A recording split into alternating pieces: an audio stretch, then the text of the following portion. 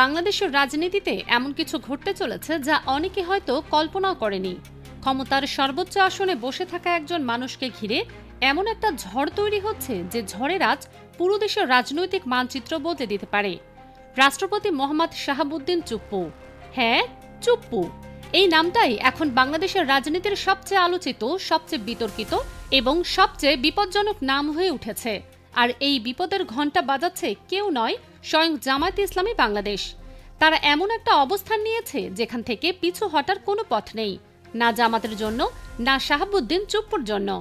গত কয়েকদিনে যা ঘটেছে তা রীতিমতো চমকে দেবার মতো। জামায়াতে ইসলামের আমিরে জামাত প্রথমে শাহাবুদ্দিন চুপ্পুর বিরুদ্ধে বক্তব্য দিয়েছেন, কিন্তু সেই বক্তব্যে সবকিছু বলেননি। একটা রহস্যের জাল ছড়িয়ে দিয়েছেন, বলেছেন এমন কিছু কথা যার ভেতরে লুকিয়ে আছে গভীর ইঙ্গিত। সেই ইঙ্গিতের মর্মার্থ হল শাহাবুদ্দিন চুপ্পু অনেক কিছু গোপন করেছেন, অনেক কিছু লুকিয়ে রেখেছেন এবং সেই গোপন বিষয়গুলো জামাত জানে। এখন প্রশ্ন হলো, কি সেই গোপন বিষয়? কি এমন তথ্য জামাতের কাছে আছে যা প্রকাশ পেলে পুরো দেশ কেঁপে উঠবে? আমিরে জামাত নিজে বলেছেন তিনি ঘটনার সাক্ষী, তিনি নিজের চোখে দেখেছেন, নিজের কানে শুনেছেন। আর পার্লামেন্ট শুরু হলে তিনি বা জামাতের সংসদ সদস্যরা সেই সব কথা জাতির সামনে তুলে ধরবেন। এই ঘোষণা শুনে যে কারো মনে প্রশ্ন জাগা স্বাভাবিক, তাহলে কি পার্লামেন্টের প্রথম অধিবেশনেই বোমা ফাটবে? এরপর জামাত আরও এক ধাপ এগিয়ে গেছে, আনুষ্ঠানিকভাবে বিবৃতি দিয়ে শাহাবুদ্দিন চুপ্পুর বিরুদ্ধে সরাসরি শপথ লঙ্ঘনের অভিযোগ এনেছে। জামায়াতে ইসলামের কেন্দ্রীয় প্রচার বিভাগের সিনিয়র প্রচার সহকারী মুজিবুল আলমের পাঠানো এক সংবাদ বিজ্ঞপ্তিতে দলটির সেক্রেটারি জেনারেল মিয়া গোলাম পারোয়ার এই উদ্বেগের কথা জানিয়েছেন। বিবৃতিতে স্পষ্ট করে বলা হয়েছে যে রাষ্ট্রপতি পদটি দেশের সর্বোচ্চ সংবিধান পদ এবং এই পদে অধিষ্ঠিত ব্যক্তির প্রতিটি বক্তব্য ও পদক্ষেপ জাতির জন্য অত্যন্ত গুরুত্বপূর্ণ। সেই পদে বসে থাকা মানুষটি যখন রাষ্ট্রীয় শপথ ভঙ্গ করেন, গোপনীয়তা রক্ষার নীতিমালা লঙ্ঘন করেন, তখন তিনি আর সেই পদে থাকার যোগ্যতা রাখেন না। এটাই জামাতের পরিষ্কার বার্তা। কিন্তু এখানেই গল্প শেষ নয়, আসল গল্প এখন থেকে শুরু হচ্ছে। সম্প্রতি একটি জাতীয় দৈনিকে প্রকাশিত একটি সাক্ষাৎকারে রাষ্ট্রপতি শাহাবুদ্দিন রাষ্ট্রের অভ্যন্তরীণ ও গোপনীয় বিষয় জনসম্মুখে প্রকাশ করে বসেছেন। এটা কোনো সাধারণ ঘটনা নয়।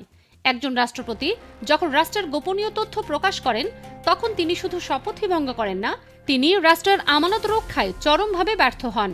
জামায়াতের সেক্রেটারি জেনারেল ঠিক এই কথাটাই বলেছেন। রাষ্ট্রের গোপন বিষয়ের মতো আমানত রক্ষায় তিনি ব্যর্থতার পরিচয় দিয়েছেন এবং এতে দেশবাসীর মধ্যে নানান প্রশ্ন, বিতর্ক ও সন্দেহ সৃষ্টি হয়েছে। এই বিবৃতি দিয়ে জামাত আসলে কি করেছে সেটা বুঝতে হলে একটু গভীরভাবে ভাবতে হবে। জামাত এই বিবৃতি দিয়ে শুধু উদ্বেগ প্রকাশ করেনি, জামাত নিজেকে নৈতিকভাবে দায়বদ্ধ করে ফেলেছে। কারণ আপনি যখন বলছেন রাষ্ট্রপতি শপথ ভঙ্গ করেছেন, তখন এই কথার পরবর্তী ধাপ কি? পরবর্তী ধাপ হলো ইমপিচমেন্ট, অভিশংসন। এই বিবৃতি হলো সেই অভিশংসনের গ্রাউন্ড তৈরি। জামাত এখন সংসদে বেসরকারি বিল উত্থাপন করে রাষ্ট্রপতিকে অভিশংসনের উদ্যোগ নিতে নৈতিকভাবে বাধ্য। কারণ আপনি যদি বলেন রাষ্ট্রপতি শপথ ভঙ্গ করেছেন, তাহলে শুধু উদ্বেগ প্রকাশ করে চুপ করে বসে থাকলে তো হবে না, কাজ করতে হবে। আর সেই কাজটাই জামাত করতে চাচ্ছে। এখন এই পুরো বিষয়টার পেছনে একটি গভীর এবং সূক্ষ্ম রাজনৈতিক খেলা চলছে, যেটা অনেকেই হয়তো ধরতে পারছেন না। শাহাবুদ্দিন চুপ্পু যদি রাষ্ট্রপতি পদে থেকে যান, তাহলে একটা ভয়ঙ্কর সম্ভাবনা তৈরি হয়। সেই সম্ভাবনার নাম শেখ হাসিনার পুনর্বাসন। বিষয়টা এরকম, শেখ হাসিনার বিরুদ্ধে যে মামলাগুলো চলছে সেগুলোতে সর্বোচ্চ শাস্তি দণ্ড হতে পারে। এখন আইনের প্রক্রিয়া অনুযায়ী ডেথ রেফারেন্স জারি হওয়ার পর আপিলের সুযোগ নেই বললেই চলে। শুধু একটিমাত্র সুযোগ থাকে, রিভিউ পিটিশন।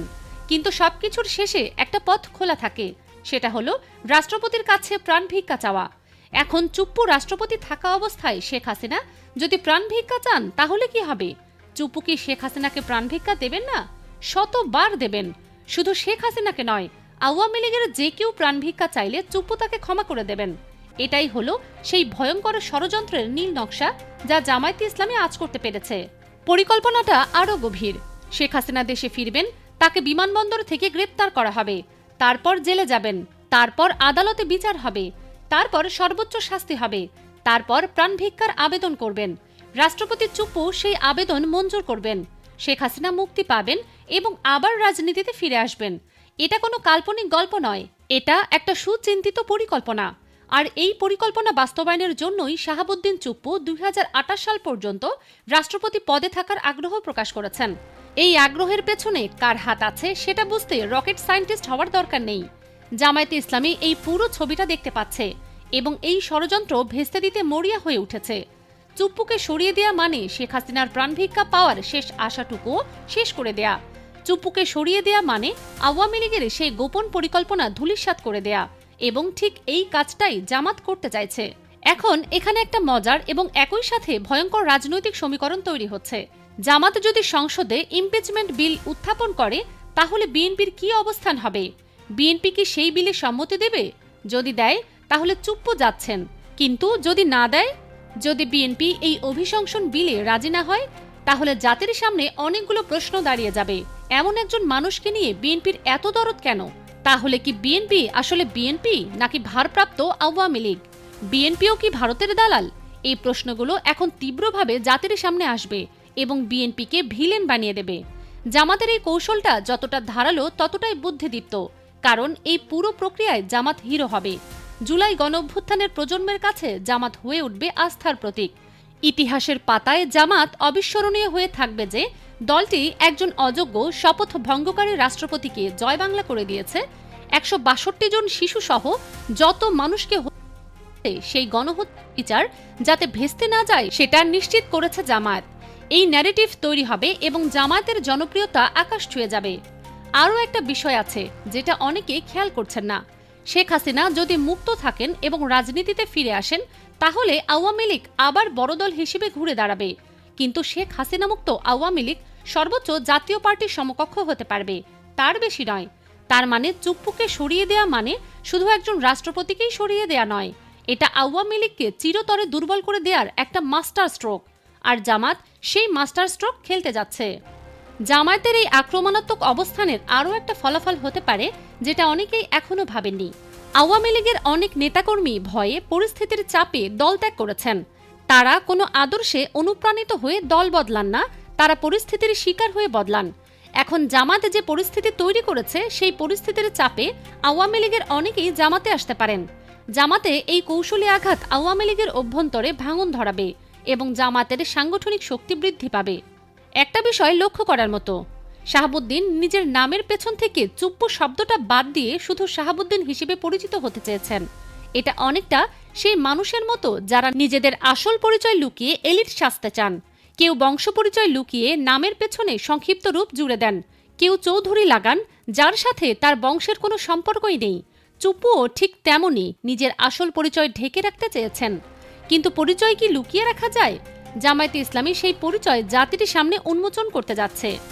পার্লামেন্ট শুরু হতে আর বেশি দেরি নেই। সংসদের প্রথম অধিবেশন শুরু হলেই জামায়াত তাদের অস্ত্র বের করবে।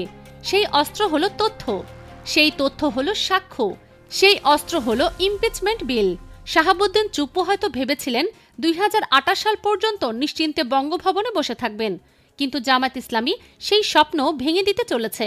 চুপ্পু পদত্যাগ করতে চাইবেন না, কারণ তার পেছনে আওয়ামী লীগের এজেন্ডা আছে, ভারতের পরিকল্পনা আছে, শেখ হাসিনার মুক্তির নীল নকশা আছে, কিন্তু জামাত সেই পরিকল্পনা ভেস্তে দিতে বদ্ধপরিকর। এখন প্রশ্ন হলো, বিএনপি কোন পক্ষ নেবে? বিএনপি কি জামাতের সাথে থাকবে নাকি চুপ্পুকে রক্ষা করতে যাবে? এই প্রশ্নের উত্তরের উপর নির্ভর করছে বাংলাদেশের রাজনীতির ভবিষ্যৎ। জামাত তার দাবার চাল দিয়ে ফেলেছে, এখন দেখার বিষয় বিএনপি কি চাল দেয়। যদি বিএনপি জামায়াতের সাথে থাকে তাহলে চুপ্পুর জয় বাংলা নিশ্চিত, আর যদি না থাকে তাহলে বিএনপি নিজেই জাতির কাঠগড়ায় দাঁড়াবে। যেভাবেই হোক, রাষ্ট্রপতি শাহাবুদ্দিন চুপ্পুর জন্য দিনগুলো আর আগের মতো নেই। পার্লামেন্টের প্রথম অধিবেশনের পর থেকেই তার জন্য কাউন্টডাউন শুরু হবে। জামায়াত ইসলামী সেই কাউন্টডাউনের ঘড়ি ইতিমধ্যেই চালু করে দিয়েছে, এখন শুধু সময়ের অপেক্ষা।